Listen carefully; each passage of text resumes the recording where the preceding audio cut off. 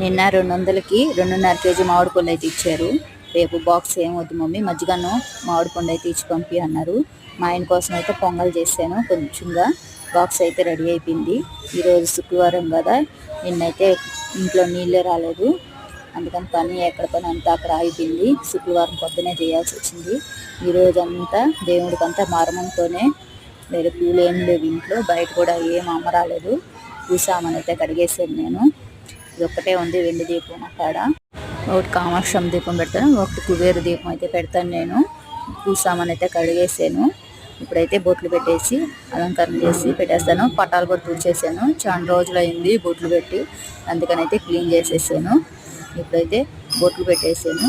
ఇప్పుడు చెంబుకి పసుపు కుంకుమ పెట్టేసేసి బియ్యం పోసి ఒక ప్లేట్లో అయితే పెట్టాను. లక్ష్మీదేవి చెంబు కింద పెట్టకూడదంట, అందుకని అయితే నేను ప్లేట్లో బియ్యం పోసి పెడతాను. ఈ బియ్యం మళ్ళీ అన్నం వండుకున్నప్పుడు నీచు తిన్నప్పుడు ఈ బియ్యం తినాలి. ప్లేట్లన్నీ పెట్టేశాను. దీపానికి కూడా పసుపు పూసి బొట్లు పెడతాను. నేను ఎప్పుడు దీపానికి ఇలా పసుపు పూసే బొట్లు పెడతాను. దీనికి కూడా పెట్టేశాను, కుబేర దీపానికి. ఇప్పుడైతే పూజ రూమ్లో పెట్టేస్తాను. నాకు పూజ గది ఏమీ లేదు, చిన్న కబోర్డ్లో అయితే పెట్టుకుంటున్నాను. నేను ఎప్పుడైనా ఈ కబోర్డ్లోనే పెట్టాను. పోయిన ఇంటికాడంతా ఒకే ఒక ఇంటికాడ మాత్రం అయితే పూజ గది ఉంది. ఇక్కడైతే పూజ గది లేదు. పూజ అయితే చేసేసాను. అమ్మవారికి ఏలక్కాయల మాల నేను ఎప్పుడు వేసే ఉంటాను. చిన్న పూజ గది. నేను తెచ్చిన మామిడి పుల్ల అయితే ఈరోజు 2 ప్రసాదం అయితే పెట్టేసాను. అయితే దీపం కూడా పెట్టేసాను. మా పూజ అయితే అయిపోయింది. మీ పూజ అయిపోయిందా?